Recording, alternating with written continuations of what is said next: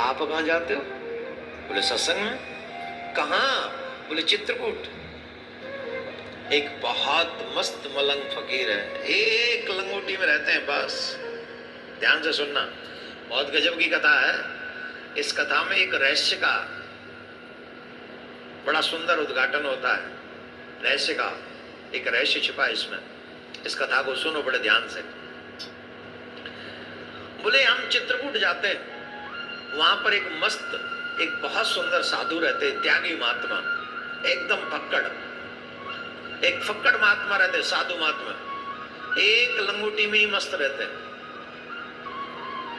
और जब हमें कुछ आनंद की अनुभूति होती है तो हमें जब चाहिए शांति तो उन्हीं के पास जाकर बैठ जाते हैं। तो लक्ष्मी मैया बोली, वाह जी वाह, वाह जी वाह, वाह जी वाह।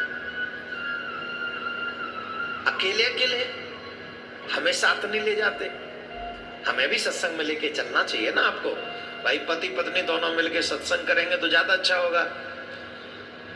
नारायण भगवान बोले, देवी एक काम करो, तुम यहीं ठीक हो, ज्यादा इन संतवंतों के चक्कर में तुम मत आओ। ये हमारे भक्त जो बड़े विचित्र होते हैं, वो फक्कड़ बाबा है, कुछ चाहिए है नहीं, एक लंगोटी में रहता है। हम जाते सत्संग, हमसे कुछ नहीं कहते,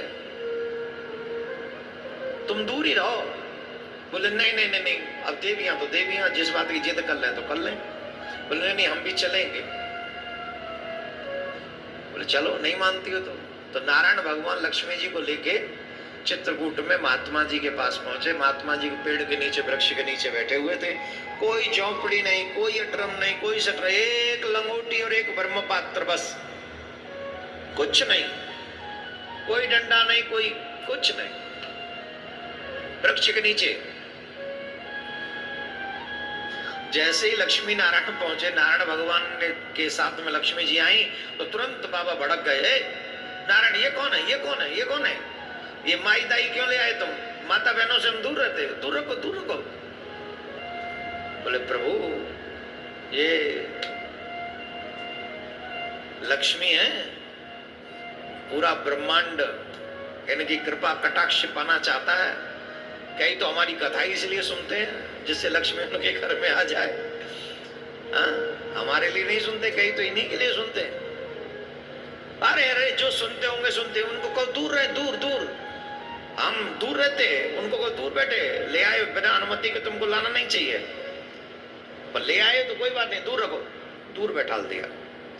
लक्ष्मी मैया भी बोली, इन्होंने तो कहा ही था कि बाबा फक्कड़ हैं, वो ऐसे ही त्यागी हैं, कुछ भी कह देंगे तो माँ को बुरा नहीं लगा, माँ को बुरा, ठीक है।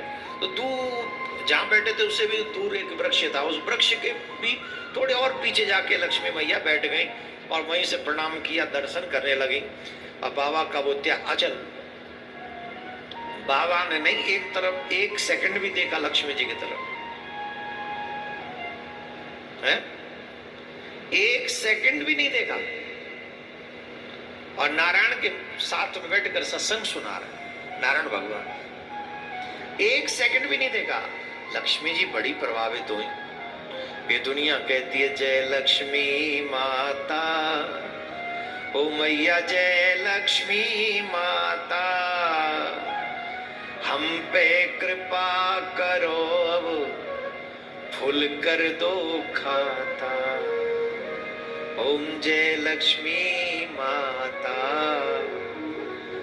बैंक पड़े सूने, घर में सुख नहीं हो पाता, बैंगन आलू खाते पनीर रोज रह जाता। ओम जय लक्ष्मी माता, घर द्वार सब बंद कर दिए, घर द्वार सब बंद कर दिए, छोरा पास नहीं आता, कोरोना बीमारी मैया दिल मेरा घबराता। ओम जय, हाथ न लगावे डॉक्टर वो भी घबराता, पर नोट ले जाता। लक्ष्मी माता। ये हमारी अभी अभी फिलहाल की कोरोना आरती थी जो अभी आपने सुनी, कोरोना आरती थी। पर सच ये है कि सत्संग में भी लोग धन पाने के लिए ही तो जाते हैं। पर लक्ष्मी माँ देख रही है, इनको पता चल गया कि मैं लक्ष्मी हूं, बावजूद इसके इन्होंने एक क्षण भी मुझे नहीं देखा। अब सत्संग सुनती, अब नारायण कभी कभी आते तो संग चले आते, कभी कभी आते तो संग चली आती, रोज सत्संग सुनने लगी। पर बाबा ने एक भी बार देखा नहीं।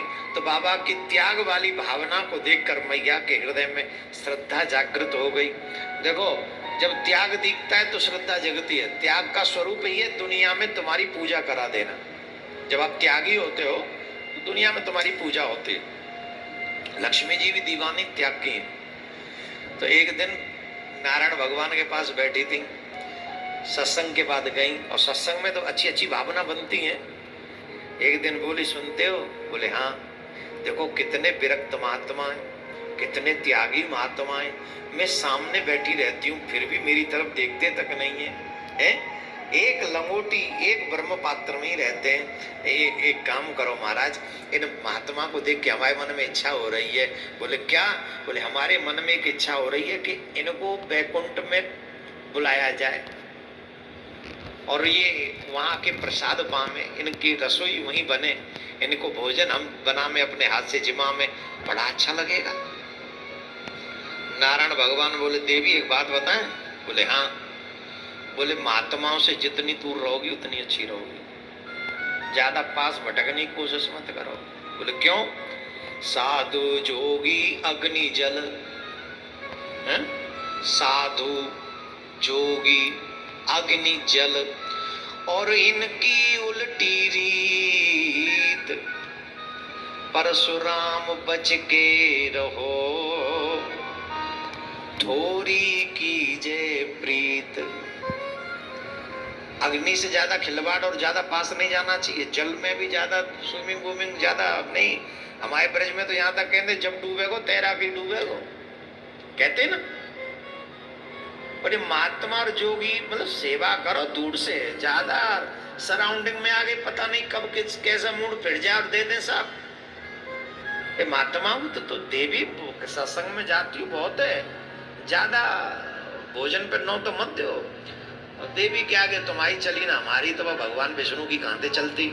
लक्ष्मी जी बोली, देखो महात्माओं के आने से स्वर्ग भी पवित्र हो जाएगा, आप समझते नहीं हो। नारायण भगवान बोले, चलो तुम्हारी जैसी इच्छा। तो नारायण भगवान ने महात्मा जी के पास पहुंचे चित्रकूट, और महात्मा जी से निवेदन किया, महाराज बुरा न मानो तो एक बात कहें। अरे बुरा मानने वाली क्या बात है, आप कहो। बोले ये देवी जी चाहती हैं कुछ। देवियों की बात मत करो, देवी माँ बहन बेटियों से दूर रहो।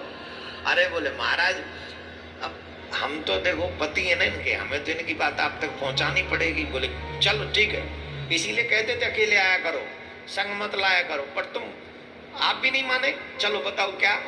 बोले महाराज ये यूं चाहती हैं कि तुम इनके वैकुंठ में पधारो, ये तुम्हारा स्वागत करेंगे, तुम्हें भोजन अपने हाथ से बनाए के पवाएंगी। तो उनकी फीलिंग है, उनकी भावना है, श्रद्धा उमड़ रही है आप में। तो नारायण भगवान से महात्मा बोले, हमें वैकुंठ कहीं नहीं जाना, हम तो यहीं रह के भजन करेंगे। बोले महाराज कोई प्रार्थना करे तो स्वीकार करना चाहिए, हम तो निवेदन ही कर सकते हैं आपसे। अरे बोले पर हम जाएंगे कैसे? भाई हमने तो सुना है वैकुंठ में मर के ही जाया जाता है, तो तुम इसका मतलब तुम हमें मारना चाह रहे हो फिर खिलाओगे वहां? अरे वहां चले भी जाएंगे तो भजन नहीं कर पाएंगे। अभी मरने हमें थोड़ी मरने, अभी तो हमें भजन करने, तो अभी नहीं रहने, भजन करने, फिर चलने, फिर मरने।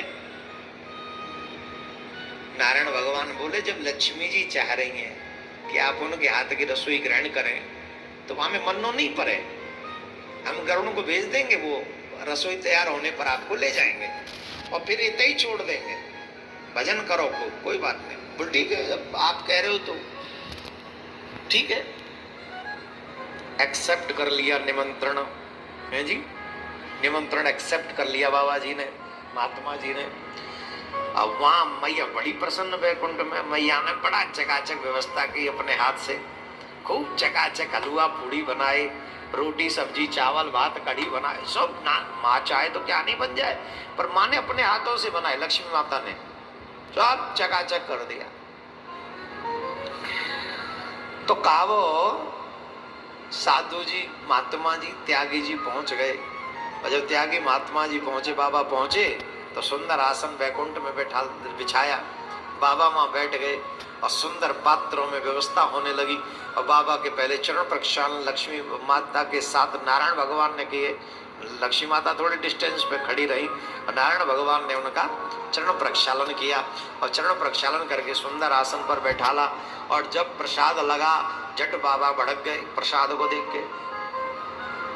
क्यों? बोले कच्ची रसोई भी है।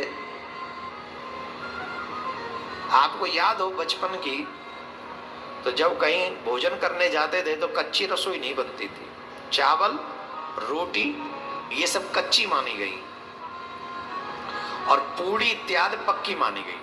तो जो वैसे लोग होते हैं वो हर किसी के कच्चा भोजन नहीं करते, पक्का भोजन कर लेते, पक्का मान लेते हैं ऐसा, लेकिन कच्ची रोटी। बाबा स्वर्ग में भड़क गए लक्ष्मी मैया के हाथों। लक्ष्मी मैया ने हाथों से बेचारे ने रोटी कैसी कैसी बनाई होंगी बेचारे ने, मैं तो सोच के मुझे आनंद आ रहा है, बड़े अजीब सा लग रहा है। मैया लक्ष्मी बना रही अपने हाथों से रोटी। बाबा के आगे पहुंची और बाबा उन्हें देख के भड़क गए, ये क्या, हम कच्ची रसोई खाएंगे? या तो हम गृहस्थियों के इसलिए जाते नहीं है। महात्मा बोले हम गृहस्थियों के जाते ही नहीं, जाते हैं तो फल खा के आ जाते हैं, फल खाओ और चले आओ। लेकिन जब फल खा के चले आओ, तो हम फल खा के जब चले आते तो हम रसोई में भोजन नहीं करते, और तुम हमें यहाँ कच्ची रसोई खिला रहे हो, हम नहीं खाएंगे। सुनो बड़े प्यार से। अब मैया से नहीं रहा गया। मैया बोली कमाल करते हो, मंदिर में या घर में या यहाँ या वहां, ये जो भोजन हमें भोग लगाते हो, किसका भोग लगाते हो तुम लोग? हमारा ही भोग लगाते हो ना। हमारी झूठन खा सकते हो। लक्ष्मी नारायण को भोग लगता है कि नहीं? राधा कृष्ण को भोग लगता है कि नहीं? राम सीता मैया को भोग लगता है कि नहीं? भोजन करने से पहले हम लोग भगवान को भोग लगाते हैं कि नहीं? और रसोई कच्ची हो या पक्की कोई सोचता है? जो कुछ हम खा रहे वो आप भी पाओ। तो अब तो मैया बोली अरे कमाल करते हो, हमें भोग लगा के हमारी झूठन खाते हो, तब कोई बात नहीं, लेकिन अब कह रहे हो कि ये कच्ची रसोई है, अब हम तुम्हें साफ देते हैं। लक्ष्मी मैया आ गया क्रोध, साफ देती हूं मैं तुम्हें, तुम कभी भी रोटी पे रोटी धर के नहीं खा पाओगे। रोटी पे रोटी, हम लोग गृहस्थी क्या करते हैं, रोटी पे रोटी रख के खाते ना। बस दो, कभी किसी के आगे 2 रोटी आती है, कभी 4 आती हैं, कभी 5 आती हैं। 2 तो आती हैं पहली बार थाली में, तो एक के ऊपर एक हो गई कि नहीं होगी? साधु महात्मा साफ देती हूं, तुम कभी रोटी पे रोटी, तुमने रोटी का अन्न का अपमान किया, मेरी भावना का अपमान किया, तुम रोटी पे रोटी रख के कभी नहीं खाओगे। जब महात्मा जी हंसने लगे, बोले आनंद आ गया, आपने तो अच्छा किया, बहुत अच्छा किया जो हमको ये साफ दे दिया कि हम रोटी पे रोटी धर के नहीं खाएंगे। अरे रोटी पे रोटी धर खाएंगे तो बाबा जी क्यों बनेंगे? हम बाबा जी इसलिए थोड़ी बने कि हम जो है रोटी पे रोटी धर के खाएं कि शाही पनीर के सब चटकारे उड़ाए, बारा चकाचक हैं। जितना मोटा भोजन होगा उतना ही बैरागी मन होगा, और जितने स्वादों में जिभ्या चली जाएगी उतना ही मन चंचल हो जाएगा। ध्यान रखिएगा। मैं बात कह रहा हूं। बोले हमें कोई जरूरी भी नहीं, आवश्यक भी नहीं, अच्छा ही किया आपने, साफ नहीं है तो वरदान है, पर हम तुमने घर बुला के हमारा सम्मान ये किया। तुमने हमें घर में इसलिए बुलाया कि हमको साफ दोगी, तो हम भी तुम्हें साफ देंगे। हमारा साफ है तुम्हें भी सावर कुल में जन्म लेना पड़ेगा। ऐसा मानते हैं लक्ष्मी जी एक अंश से सबरी बनकर आए।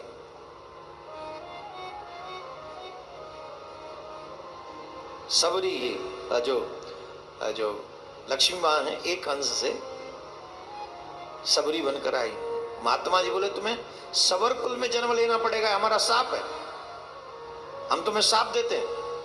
और हाँ, जिन संतों का तिरस्कार तुम आज कर रही हो, आज संत का तुमने अपराध किया, शाप दिया, उन्हीं संत की सेवा तुमको करनी पड़ेगी। आश्रमों की सेवा करोगी तब उसके बाद तुम्हें राम की प्राप्ति होगी, हमारा शाप है।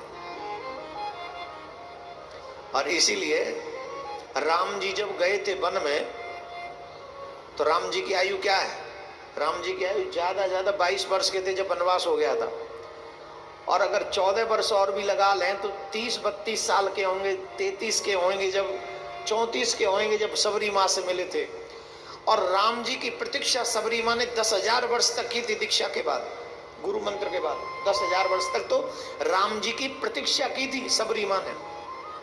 इतना ही नहीं, उससे भी बड़ी आयु थी। तो बताइए,